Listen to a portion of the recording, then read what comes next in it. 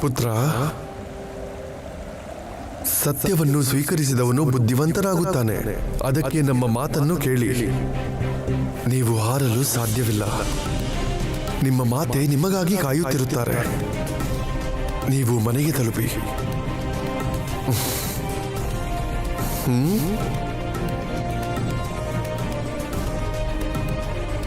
ನಿಲ್ಲಿ ವಾಯುದೇವ.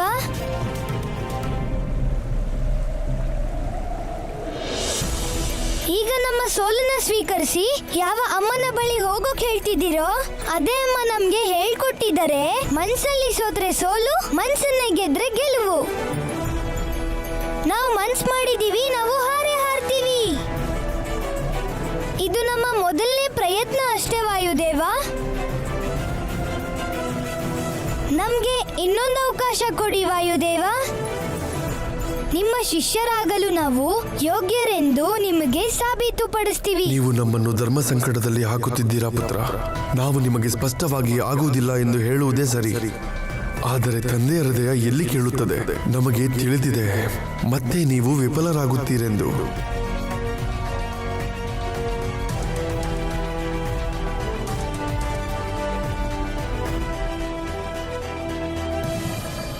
ಆಯ್ತು, ನಾವು ನಿಮಗೆ ಅಂತಿಮ ಅವಕಾಶ ನೀಡುತ್ತೇವೆ.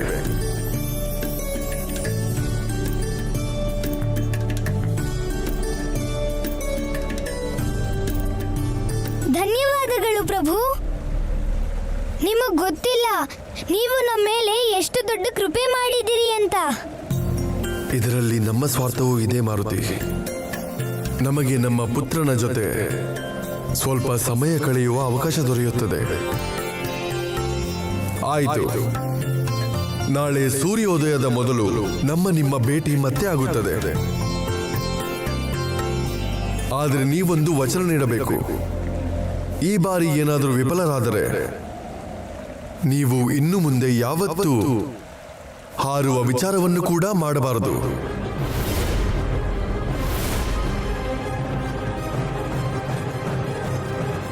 ನಿಮಗೆ ಸ್ವೀಕಾರವಿದೆಯೇ? ನಾವು ಸ್ವೀಕರಿಸ್ತೀವಿ.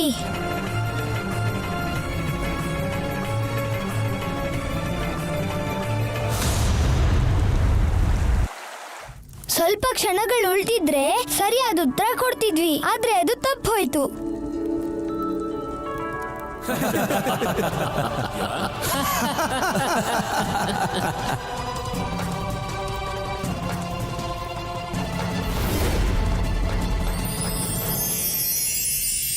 ನಾವು ನಿಮಗೆ ಅಂತಿಮ ಅವಕಾಶ ನೀಡುತ್ತೇವೆ.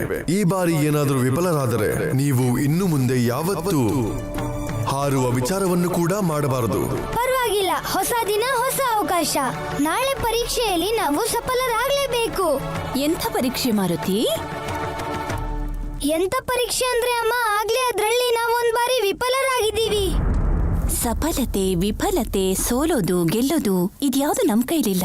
ನಮಗ ಅವಕಾಶ ಸಿಕ್ಕಾಗ ನಾವು ಸಫಲರಾಗೋದಿಕ್ಕೆ ಮತ್ತೆ ಶ್ರೇಷ್ಠರಾಗೋದಿಕ್ಕೆ ಪ್ರಯತ್ನಿಸಬಹುದು. ಸೌಭಾಗ್ಯದಿಂದ ನಮ್ಗೆ ಇನ್ನೊಂದು ಅವಕಾಶ ಪ್ರಾಪ್ತಿಯಾಗಿದೆ ಅಮ್ಮ. ಹೌದಾ? ಆದ್ರೆ ಈ ಬಾರಿ ಸೋಲೋದೇ ಇಲ್ಲ. ನಾವು ಮಹಾದೇವನ ಹತ್ರ ನಿಮ್ಮ ಸಫಲತೆಗಾಗಿ ವಿಶೇಷವಾಗಿ ಪ್ರಾರ್ಥಿಸ್ತೀವಿ. ನಿಮಗ್ ತಿಳಿದಿದೆ ಅಲ್ವಾ, ಮಹಾದೇವ ಈ ಮಾತೆಯ ಪ್ರಾರ್ಥನೆಯನ್ನ ಕೇಳಿಸ್ಕೊಳ್ಳದೆ ಇರೋಲ್ಲ. ಈ ಪರೀಕ್ಷೆ ಏನು ಅನ್ನೋದನ್ನ ನೀವೇನಾದ್ರೂ ಹೇಳೋದಕ್ಕೆ ಇಷ್ಟಪಟ್ರೆ ನಾವು ಕೇಳೋದಕ್ಕೆ ಇಷ್ಟಪಡ್ತೀವಿ. ನೀವ್ ಹೇಳಿದ್ರೆ ನಾವೇನಾದ್ರೂ ಸಹಾಯ ಮಾಡಬಹುದೇನೋ. ಒಂದು ಓಟ ಇದೆಯಮ್ಮ, ಅದ್ರಲ್ಲಿ ನಾವು ಪ್ರಥಮಕ್ಕಿಂತ ಇನ್ನು ಮುಂದೆ ಹೋಗ್ಬೇಕು. ವಾಯುಗಿಂತ ವೇಗವಾಗಿ ಓಡ್ಬೇಕು. ವಾಯುಗಿಂತ ವೇಗವಾಗಿ? ಹಾಗಿದ್ರೆ ನೀವು ಮನಸ್ಸಿನ ವೇಗದಲ್ಲಿ ಓಡಬೇಕು. ಮನಸ್ಸಿನ ವೇಗ ಅಂದರೆ ಇಡೀ ವಿಶ್ವದಲ್ಲೇ ಅತ್ಯಂತ ವೇಗ ಇರೋದು ಮನಸ್ಸಿಗೆ ಮಾತ್ರ. ಈಗ ನಿಮ್ಮ ಮನಸ್ಸನ್ನೇ ನೀವು ನೋಡಿ. ಈ ಕ್ಷಣ ನಿಮ್ಮ ಮನಸ್ಸು ಪಾಕಶಾಲೆಯಲ್ಲಿದೆ ಲಡ್ಡು ಜೊತೆ. ಅದೇ ಮರುಕ್ಷಣ ಕಿಷ್ಕಿಂಧೆನಲ್ಲಿ ವಾಲಿಯ ಗದೆ ಜೊತೆ ಇರುತ್ತೆ ಅಲ್ಲವೇ? ಅದು ಹೌದಮ್ಮ. ನೀವು ವೇಗವಾಗಿ ಓಡಬೇಕು ಅಂದ್ರೆ ನಿಮಗೆ ವಿಶ್ರಾಂತಿಯ ಅವಶ್ಯಕತೆ ಇದೆ. ರಾತ್ರಿ ಬೇರೆ ಆಗಿದೆ, ಬನ್ನಿ.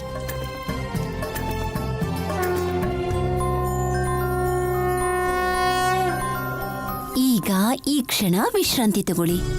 ನಾಳೆ ಎಲ್ಲ ಒಳ್ಳೆದೇ ಆಗತ್ತೆ, ಆಯ್ತಾ?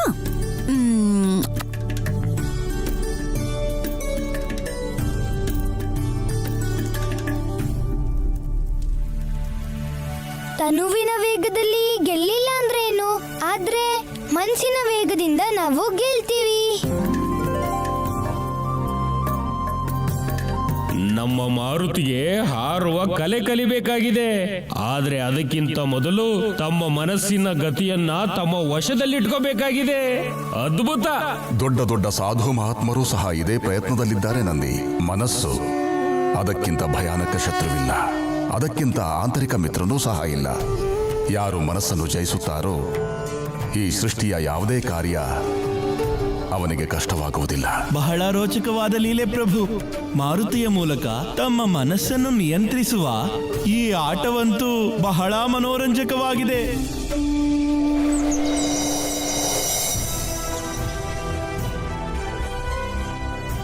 ನಾವು ಪರೀಕ್ಷೆಗಾಗಿ ತಯಾರಾಗಿದ್ದೀವಿ ವಾಯುದೇವ.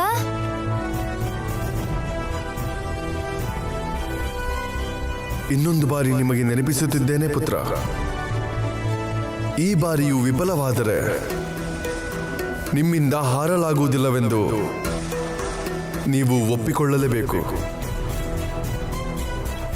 ಸೂರ್ಯೋದಯ ಆಗುವುದರಲ್ಲಿದೆ. ನಿನ್ನೆಯ ರೀತಿಯಲ್ಲೇ ನೀವು ಪರ್ವತದ ಶಿಖರಕ್ಕೆ ಹೋಗಿ ಲೆಕ್ಕ ಹಾಕಿ ನಮಗೆ ಹೇಳಬೇಕು, ವೃಕ್ಷದಿಂದ ಎಷ್ಟು ಪುಷ್ಪಗಳು ಬಿದ್ದವು, ಎಷ್ಟು ಭಸ್ಮವಾದವು ಎಂದು. ಆದರೆ ನೆನಪಿರಲಿ, ಈ ಕಾರ್ಯವನ್ನು ನೀವು ಸೂರ್ಯೋದಯದ ಮೊದಲೇ ಮಾಡಿ ಮುಗಿಸಬೇಕು.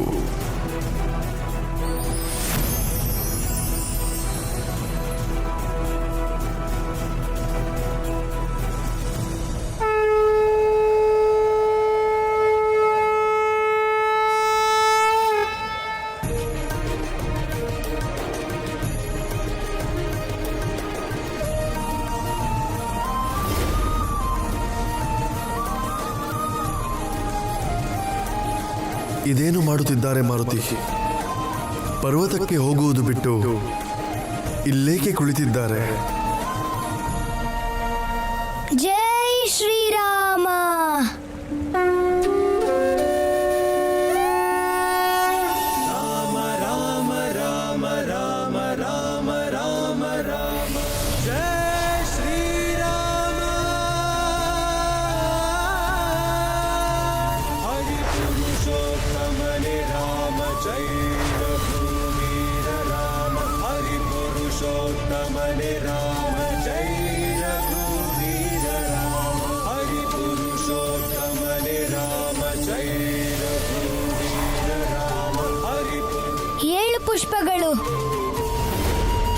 ಏಳು ಪುಷ್ಪಗಳು ಬಿದ್ದು ಭಸ್ಮವಾಗಿವೆ ವಾಯುದೇವ.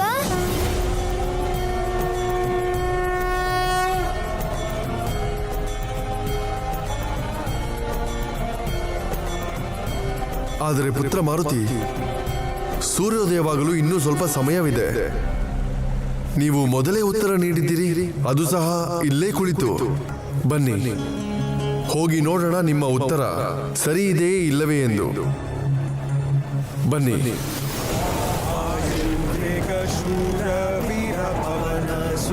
ಜಯ ಶ್ರೀ ಹನುಮ.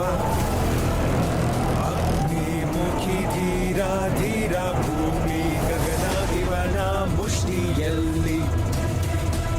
ಪವನ ತೇಜ ವೀರ ಹನುಮ ಅಂಜನಿ ಪುತ್ರ.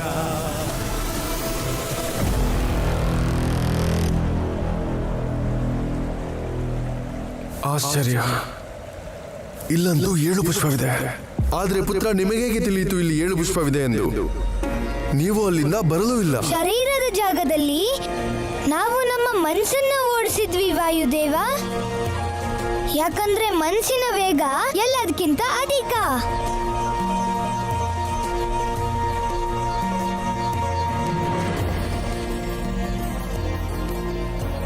ಅದ್ಭುತ. ಧನ್ಯ ನೀವು ಮಾರುತಿ, ಧನ್ಯ. ನಿಮ್ಮ ದೃಢತೆ, ನಿಮ್ಮ ಯೋಚನೆ ನೀವು ಪೂರ್ಣ ರೂಪದಲ್ಲಿ ತೋರಿಸಿಬಿಟ್ಟಿರಿ. ನೀವು ಈ ಜ್ಞಾನವನ್ನು ಪ್ರಾಪ್ತಿ ಮಾಡಿಕೊಳ್ಳಲು ಪೂರ್ಣ ರೂಪದಿಂದ ತಯಾರಿದ್ದೀರಿ ಎಂದು, ಮತ್ತು ಇದಕ್ಕೆ ಯೋಗ್ಯರು ಸಹ. ನಾವು ನಿಮಗೆ ಹಾರುವುದನ್ನು ಅವಶ್ಯವಾಗಿ ಕಲಿಸುತ್ತೇವೆ.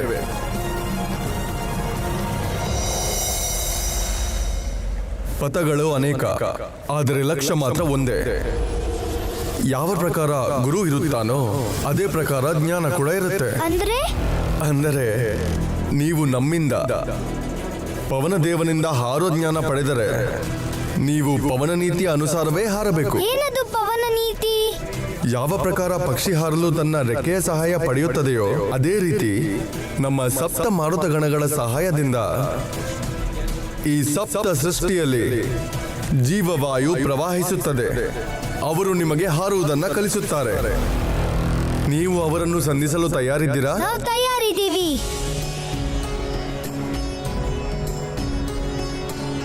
ದಿವ್ಯಾ ಪ್ರಥಮ ಸ್ಕಂದೋ द्वितीयश्चैव भास्करे सोमे तृतीयो विघ्नेय चतुर्थो ज्योतिषाङ्गणे गृहेषु पञ्चमश्चैव षष्ठसप्तर्षिमण्डले ध्रुवे तु सप्तमश्चैव वातस्कन्धः परस्तु सः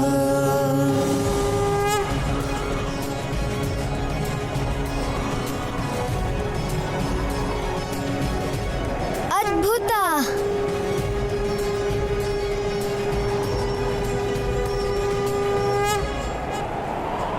ಪೃಥ್ವಿಯ ಮೇಲೆ ವಾಯುವನ್ನು ಪ್ರವಾಹಿಸುವ ಪ್ರಥಮ ಗಣ ಆವಾಹ ಪ್ರಕಟವಾಗು.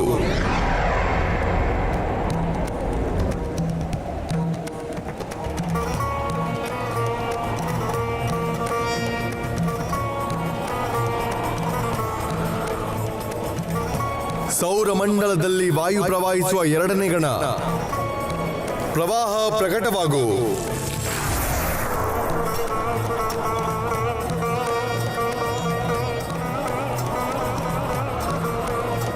ಚಂದ್ರಮಂಡಲದಲ್ಲಿ ವಾಯು ಪ್ರವಾಹಿಸುವ ಗಣ ಉದ್ವಾಹ, ಸ್ವಾಹ, ವಿವಾಹ, ಪರಾಹ ಮತ್ತು ಪರಿವಾಹ ಎಲ್ಲ ಗಣಗಳು ಪ್ರಕಟವಾಗಿ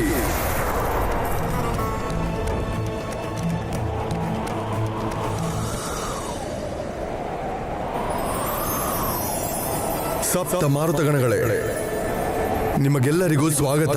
ಹೇ ವಾಯುದೇವ, ನಮ್ಮನ್ನು ಕರೆಸಿದ ಕಾರಣವೇನೆಂದು ತಿಳಿಯಬಹುದೇ? ನಿಮ್ಮಲ್ಲಿ ನಮ್ಮ ನಿವೇದನೆ ಏನೆಂದರೆ, ನೀವೆಲ್ಲ ನನ್ನಲ್ಲಿ ವಿಲೀನರಾಗಿ ನಮ್ಮ ಸಮ್ಮಿಲನ ರೂಪದಿಂದ ಮಾರುತಿಗೆ ಹಾರೋ ಜ್ಞಾನ ಪ್ರದಾನಿಸಬೇಕು. ಇದು ಕನ್ಸಲ್ಲ ತಾನೆ?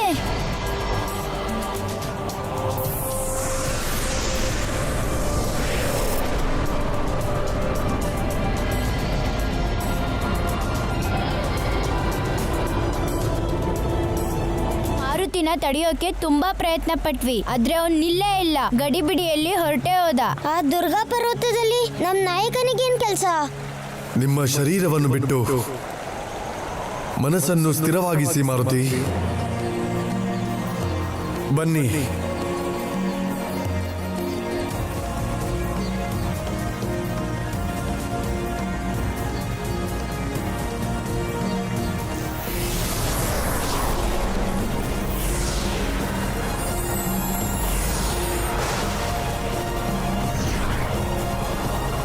ವಾಯು ಹೀಗೆ ಇದ್ದಕ್ಕಿದ್ದಾಗೆ ಯಾಕೆ ಅಧಿಕವಾಯಿತು?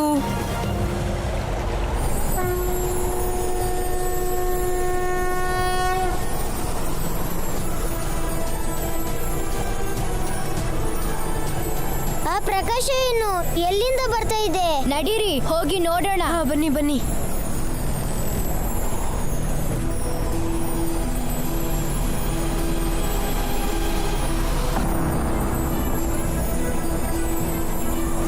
जय हनुमंत ज्ञान गुणधाम जय कपीशनि अविरत नाम रामदूत तुलित बलधाम अंजनी पुत्र पवन सुत नाम महावीर विक्रम बजरंगी कुमति निवार सुमति आसंगी शंकर रूपने केसरी सुतने तेज प्रतापने जगवंदितने जय हनुमंत ज्ञान गुणधाम जय कपीशनि अविरत नाम हस्तदि ध्वज वज्रव कंगोಳಿಸಿ ನಿನ್ನಯ ಹೃದಯದಿ ರಾಮನು ನೆಲೆಸಿ ಶಂಕರ ರೂಪನೆ ಕೇಸರಿ ಸುತನೆ ತೇಜ ಪ್ರತಾಪನೆ ಜಗವಂದಿತನೆ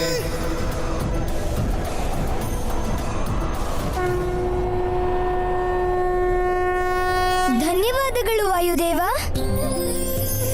ಹೇ ವಾಯುದೇವ, ನೀವು ನಮ್ಮನ್ನ ಶಿಷ್ಯರಾಗಿ ಸ್ವೀಕಾರ ಮಾಡಿದ್ರಿ. ನಮಗೆ ಹಾರುವ ಕಲೆನು ಕಲಿಸಿದ್ದೀರಾ. ಸೃಷ್ಟಿಯ ಅಂತ್ಯದವರೆಗೂ ನಾವು ನಿಮಗೆ ಆಭಾರಿಯಾಗಿರ್ತೀವಿ ವಾಯುದೇವ. ಮಾರುತಿ ಯಾರ ಜೊತೆ ಮಾತಾಡ್ತಿದ್ದಾನೆ? ಅದ್ಬಿಡು, ಅವನು ಹಾರ್ತಾ ಇರೋದು ಹೇಗೆ? ನಿಮ್ಮ ಮತ್ತು ನಮ್ಮ ಹಾಗೂ ಸಪ್ತ ಮಾರುತಗಣಗಳ ಶಕ್ತಿಯಿಂದ ಹಾರಲು ಪೂರ್ಣ ರೂಪದಲ್ಲಿ ಪಾರಂಗತರಾಗಿದ್ದೀರಾ.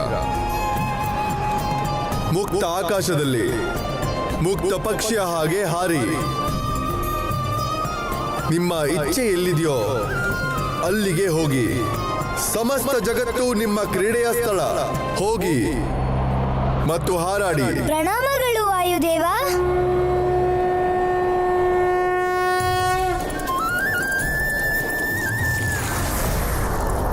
ನಾವು ಹಾರಬಹುದು. ಮಾರುತಿ,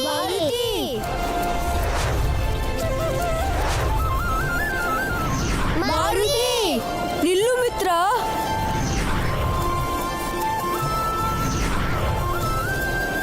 ಅಸಂಭವ.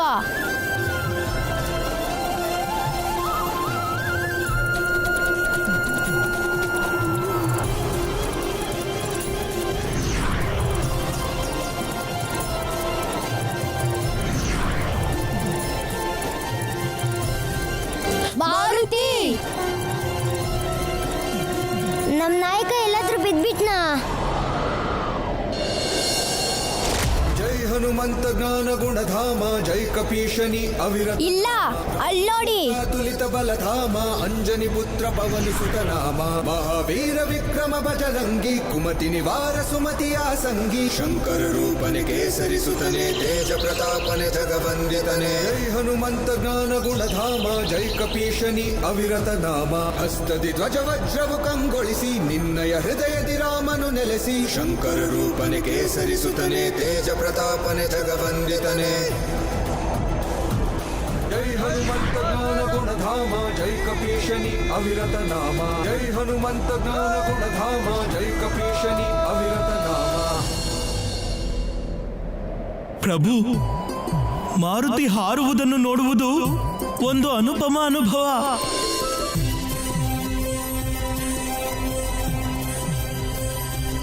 ಇದು ಐತಿಹಾಸಿಕ ಕ್ಷಣ ಭೃಂಗಿ.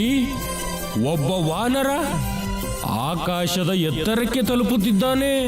ಸಮಯದ ಆರಂಭದಿಂದ ಇಲ್ಲಿಯವರೆಗೂ ಇಂಥ ದೃಶ್ಯವನ್ನು ನೋಡೇ ಇಲ್ಲ ಭೃಂಗಿ. ಹಾರುವ ಕಲೆಯಲ್ಲಿ ಪಾರಂಗತನಾಗಿ ವಿಧಿಯ ವಿಧಾನವನ್ನು ಪ್ರಕೃತಿಯ ನಿಯಮವನ್ನು ಪರಿವರ್ತನೆ ಮಾಡಬಹುದೆಂದು ಮಾರುತಿ ತೋರಿಸಿಬಿಟ್ಟ. ಆದರೆ ಸಂಕಲ್ಪ ದೃಢವಾಗಿರಬೇಕು. ಅಂದರೆ ಈ ಸೃಷ್ಟಿಯಲ್ಲಿ ಯಾವುದು ಅಸಾಧ್ಯವಲ್ಲ. ಎಲ್ಲವೂ ಸಾಧ್ಯವಿದೆ. ಅದಕ್ಕಾಗಿ ಕನಸು ಕಾಣಬೇಕು. ಅದನ್ನು ಪೂರ್ಣಗೊಳಿಸಲು ಪರಿಶ್ರಮ ಪಡಬೇಕು. ತಿಳಿಯಿತು ಪ್ರಭು, ನಿಮ್ಮ ಮಾರುತಿಯ ಅವತಾರ ತನ್ನ ಲೀಲೆಗಳ ಮೂಲಕ ಸೃಷ್ಟಿಗೆ ಪಾಠ ಕಲಿಸಲಿದ್ದಾರೆ. ಅದೇ ರೀತಿ ಇನ್ನೊಂದು ಲೀಲೆಯೂ ಮುಂದೆ ಆಗಲಿದೆ. ಅದರ ಪರಿಣಾಮ ಎಷ್ಟು ರೋಚಕವಾಗಿದೆಯೋ ಅಷ್ಟೇ ಪ್ರೇರಣಾದಾಯಕವಾಗಿದೆ.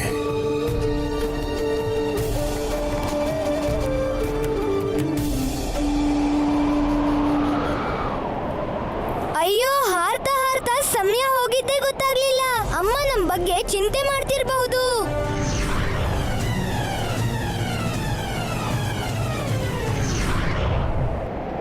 ನಾರಾಯಣ ನಾರಾಯಣ,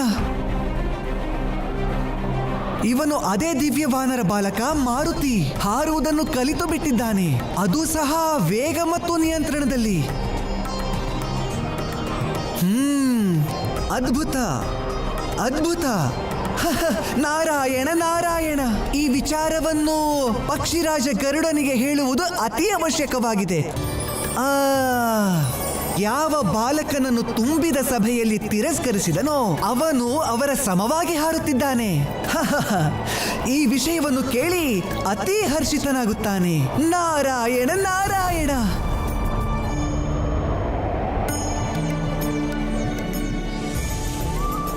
ಅಲ್ಲಿದೆ ಸುಮೇರು. ಹುಷಾರಾಗಿ ಹೋಗ್ಬೇಕಾಗುತ್ತೆ. ನಾವು ಹಾರೋದನ್ನ ಯಾರು ನೋಡ್ಲಿ